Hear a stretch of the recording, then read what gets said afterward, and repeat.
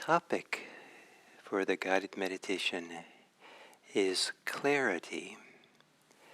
And periodically I find it very useful for myself, and maybe for those of you, for others, is to change the way that the practice is described. So the most common way that we practice mindfulness is by practicing mindfulness, and we talk about mindfulness a lot.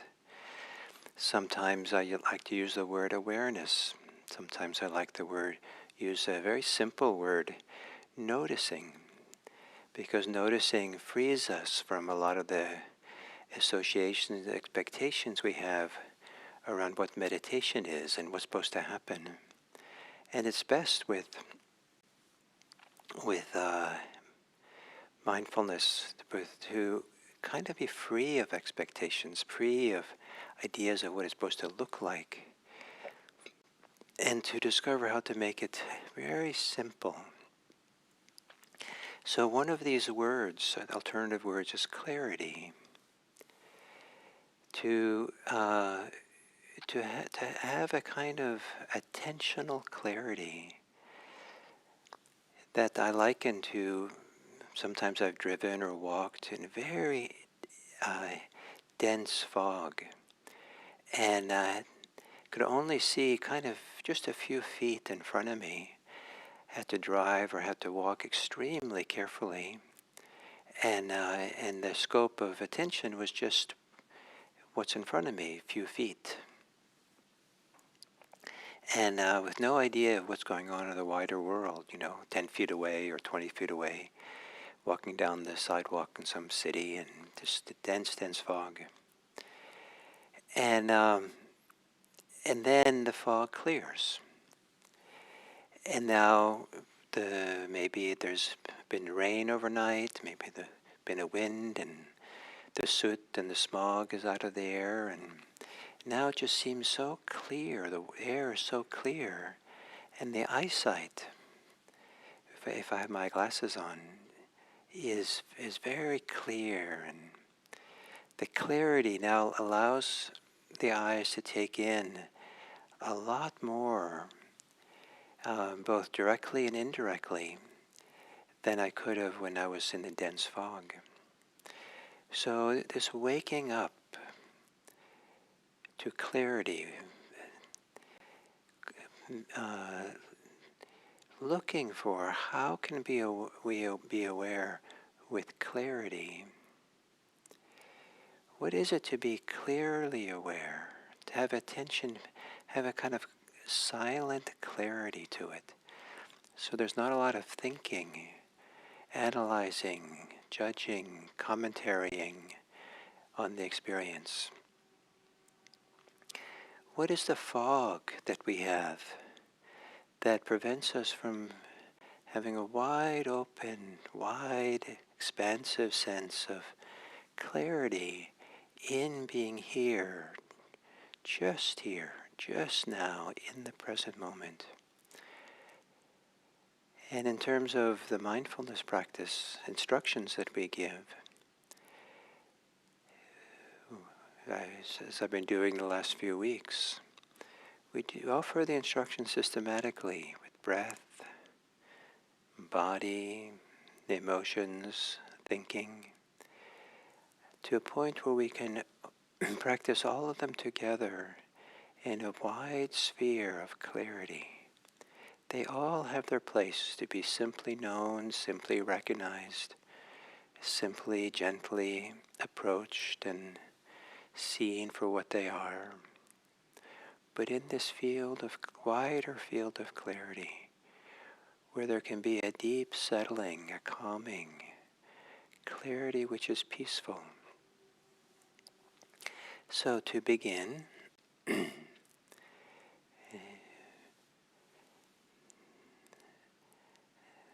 welcoming your body to assume a posture of meditation.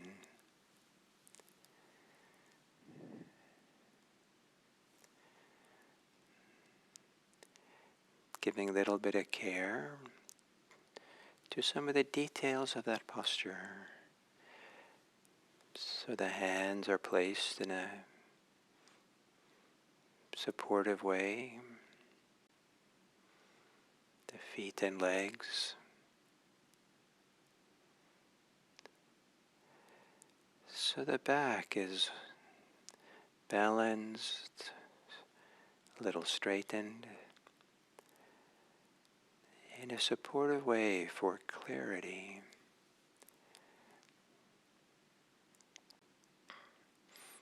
If we have a posture that's too relaxed, it might all too easily bring in the fog of sleepiness or dullness, or a lack of engagement.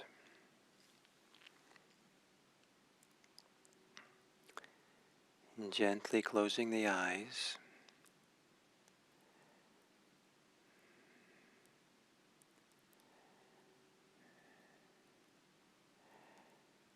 and taking some gentle, slow, fuller breaths.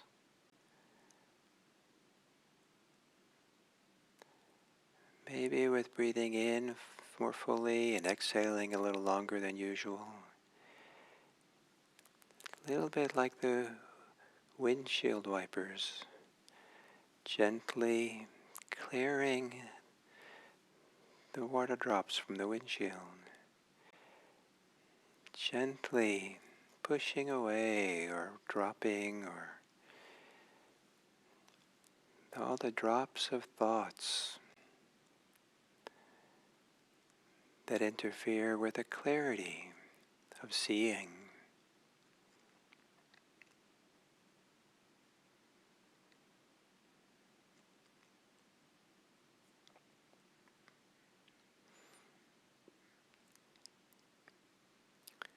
And letting your breathing return to normal.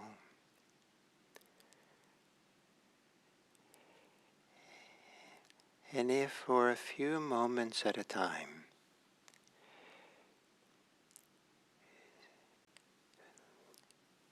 notice, see what in your present moment experience can you be aware of clearly?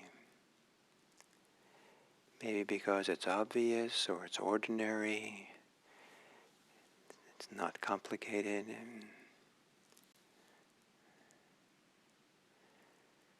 What can you kind of settle back, relax, open, and just have a sense of clearly being aware of it? It could be a sound around you.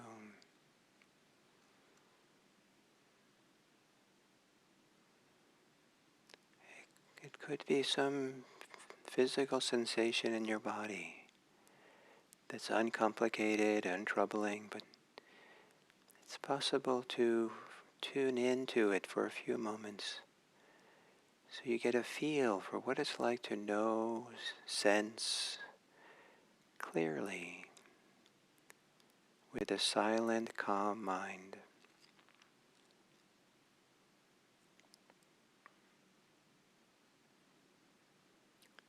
Maybe it's how you're feeling emotionally.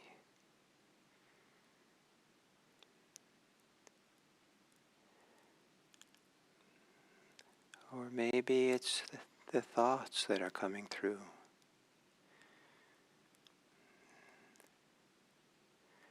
Maybe you're in a rainstorm of thoughts, and that's all you can know clearly. Wide, expansive, open field of simply knowing. See what you can know simply and clearly. Feel and sense.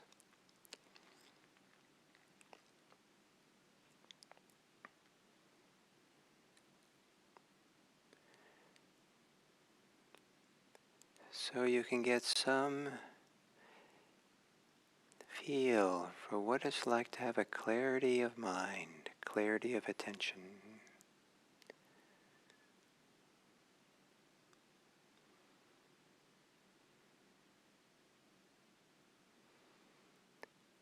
and into that clarity.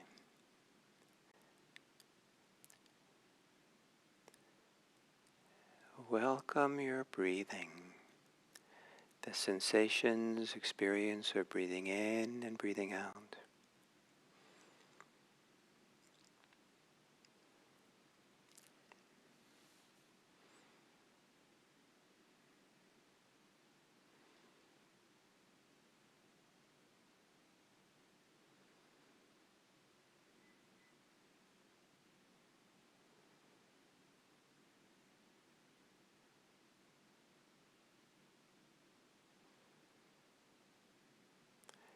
And now there are some parts of breathing, the cycle of breathing, that feels like it's easy, peaceful, to know with clarity.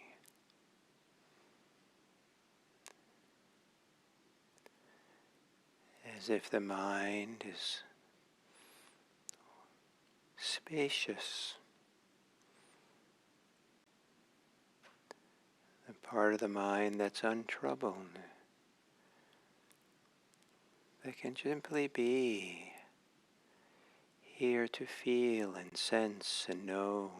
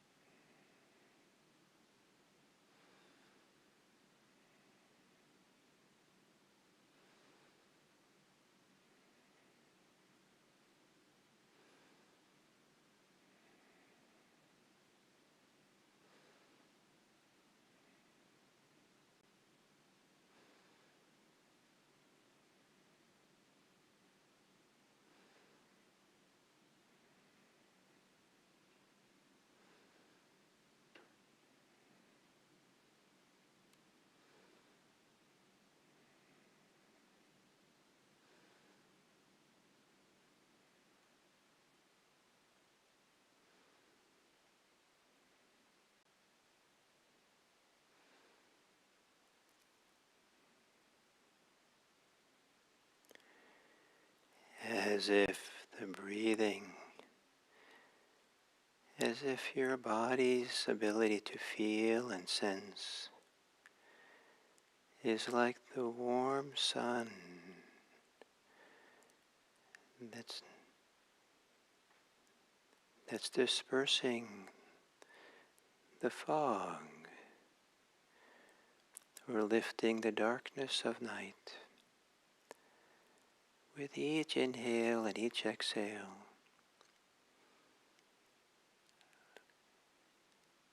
let there be a spreading sense of clarity,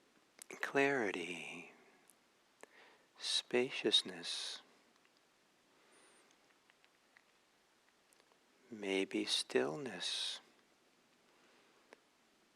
within which all things occur.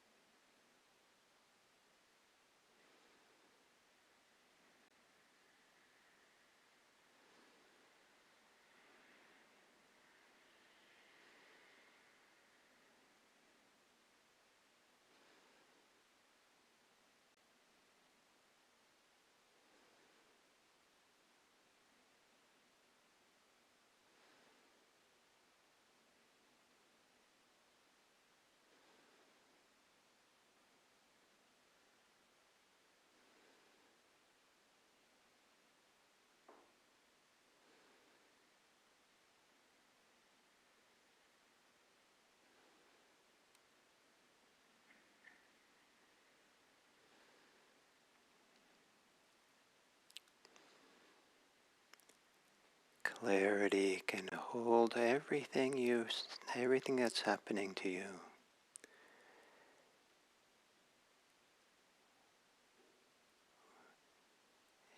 And see if you can identify yourselves more with a clarity, spacious, open clarity that clearly knows and experiences what's happening without you identifying or judging or reacting to what's happening, because you find your home. You find more like who you really are in the clarity than in the details of what happens.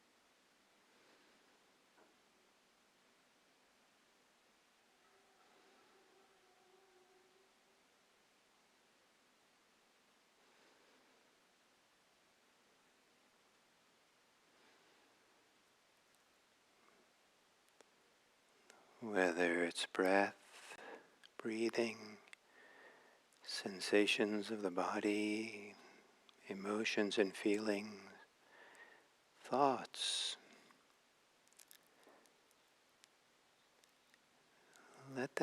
allow them to be there without being involved. For you, being the practitioner, if you're involved with anything, it's with noticing, seeing, feeling the clarity of awareness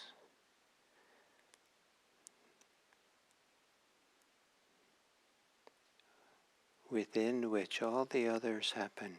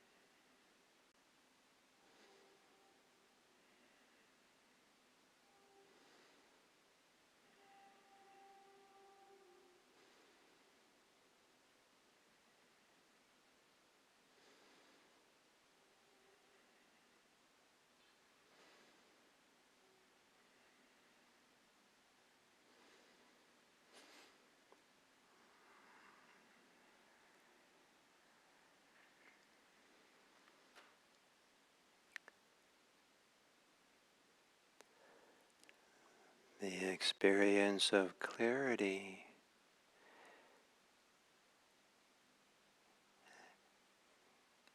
has a few related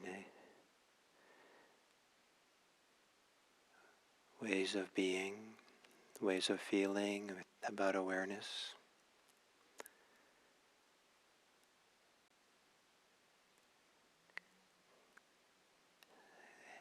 Clarity might come along with the feeling of being cleansed, clean, a clean sense of awareness, presence.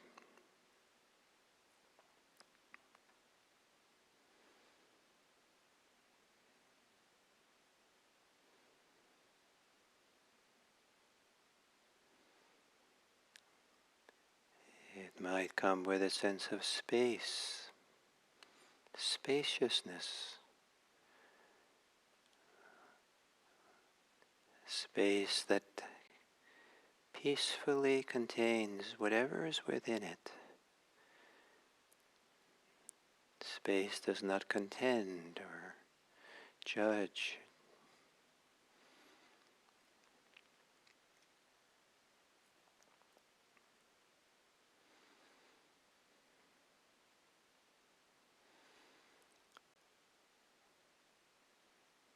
Some people might associate clean, open, spacious awareness with a kind of purity, an inner purity.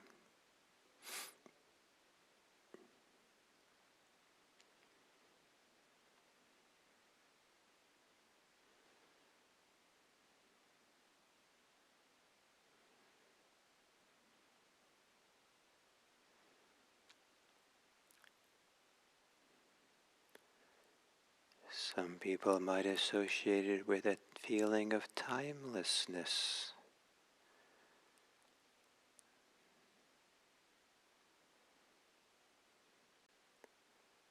present moment awareness, in which there is no time, or at least the mind is not calculating or figuring. That part of the mind is relaxed and open.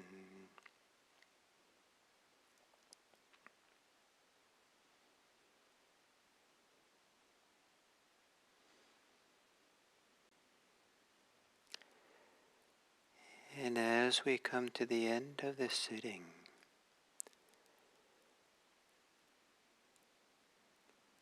can you recall some time in your life where you've had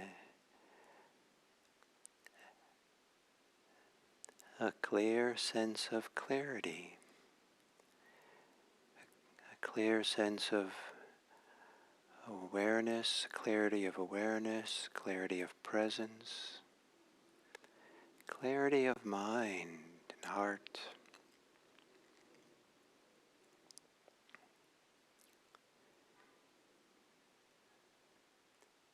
And what do you remember in your body, your mind, and your heart of what that experience was like for you? Was it nourishing, inspiring?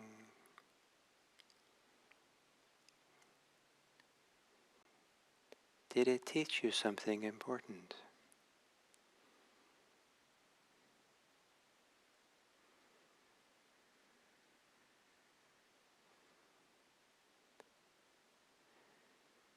And then how do you lose that clarity? What do you do in your life that is most likely to wipe away the clarity, bring back the fog, bring back the darkness?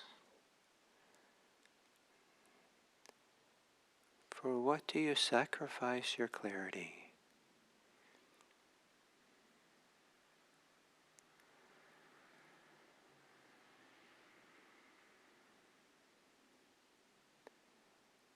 And is that what you want to do? Do you want to give it up? Or would you rather stay close to it?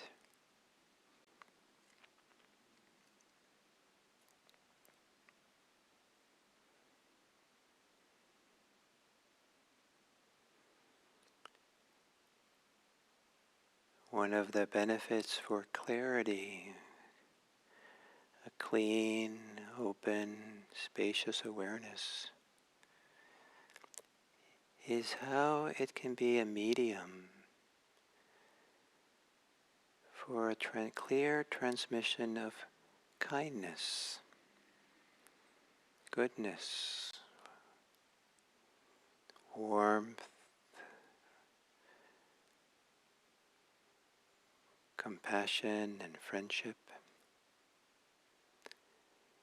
And may it be that to whatever degree we've developed clarity through this practice, may we remember to transmit, to extend our goodwill through it. May all beings be happy. May all beings be safe. May all beings be peaceful. May all beings be free. And may the way that we offer our clear awareness to this world, may this contribute to the welfare and happiness of others.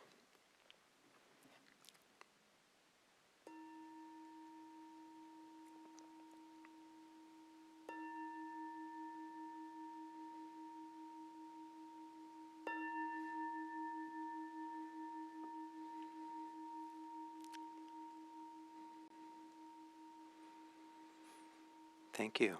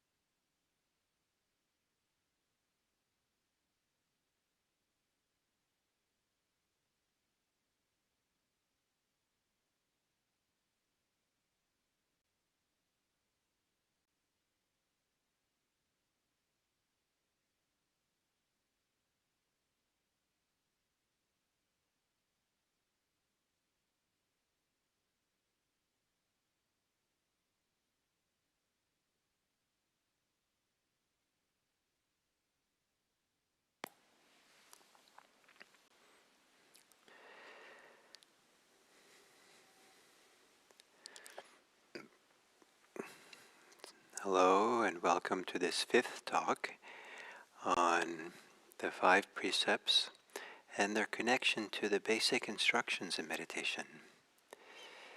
Um, and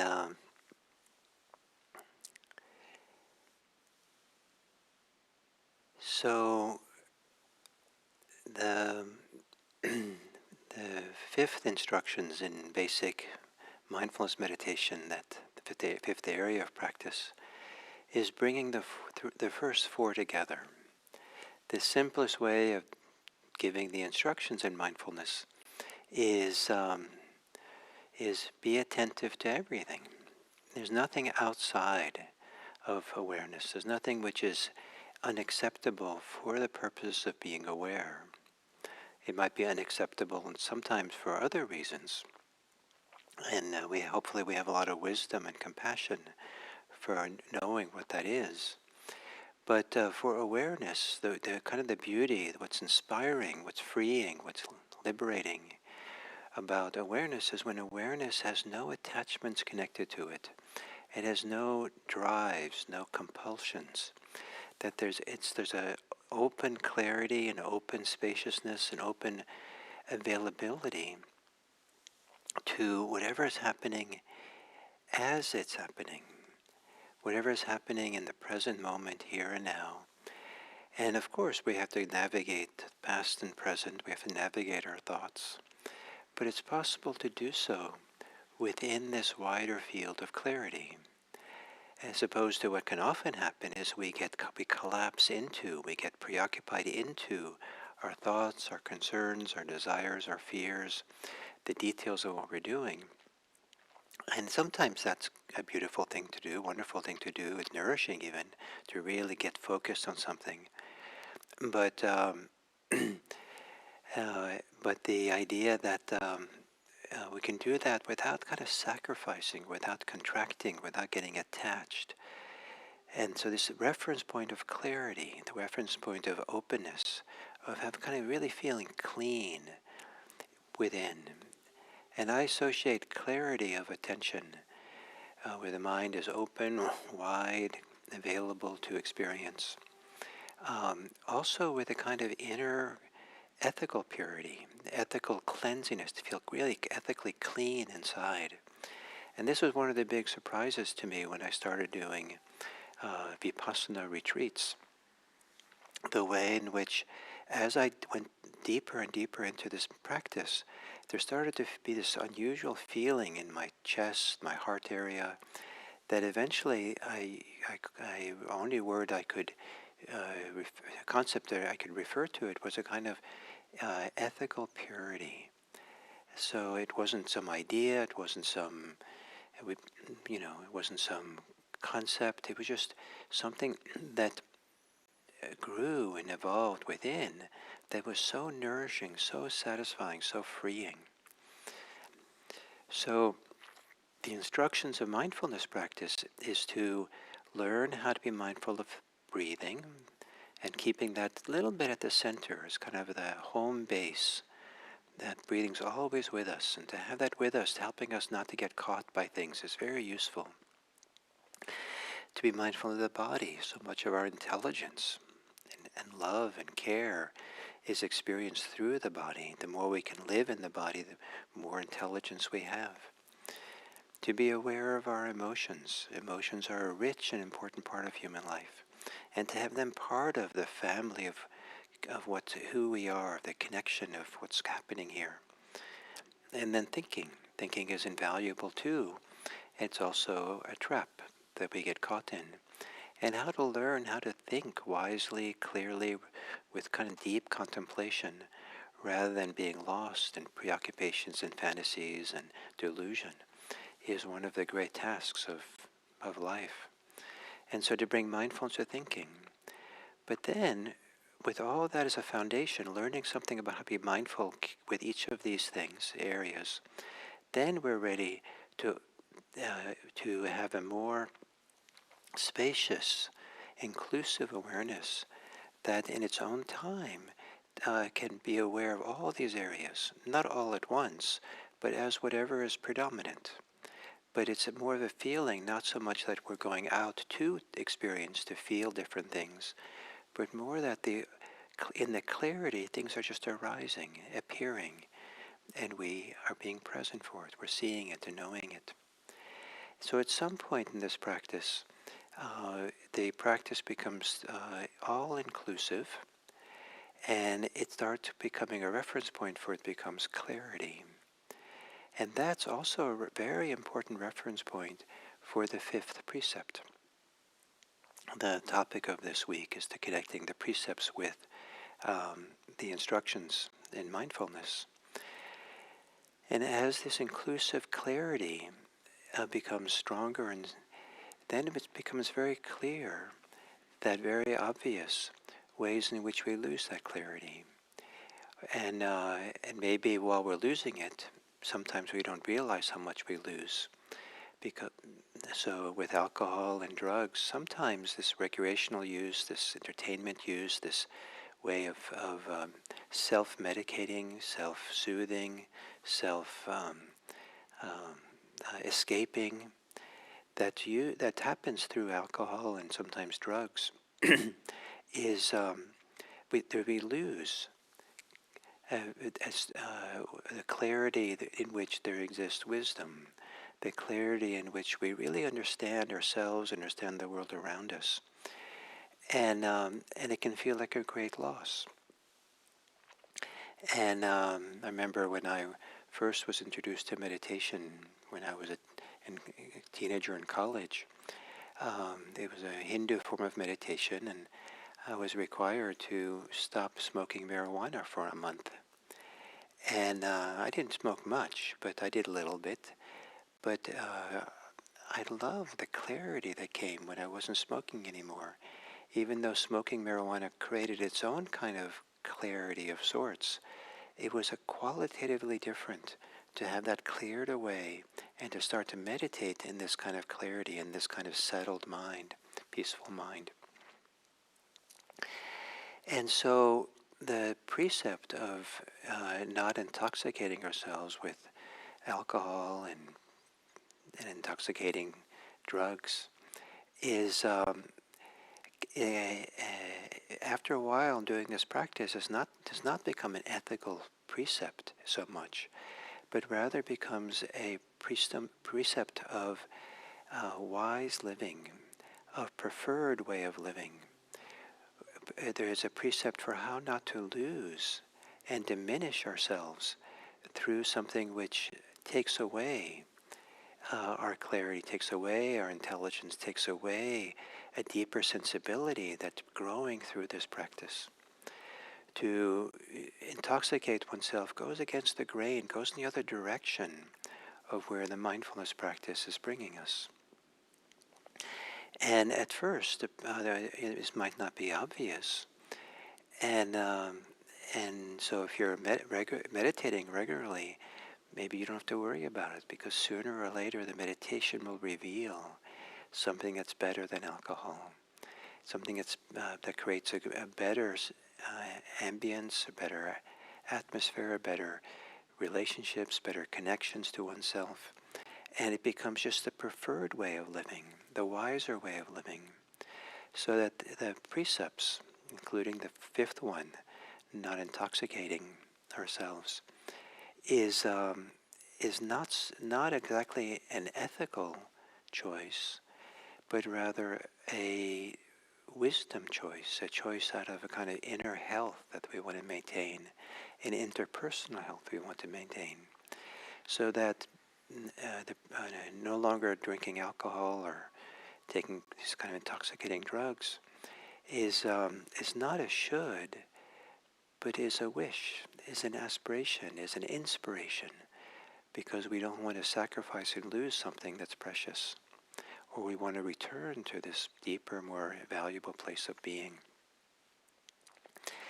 So in this way we see that deepening the practice of mindfulness has implications for how we live our lives.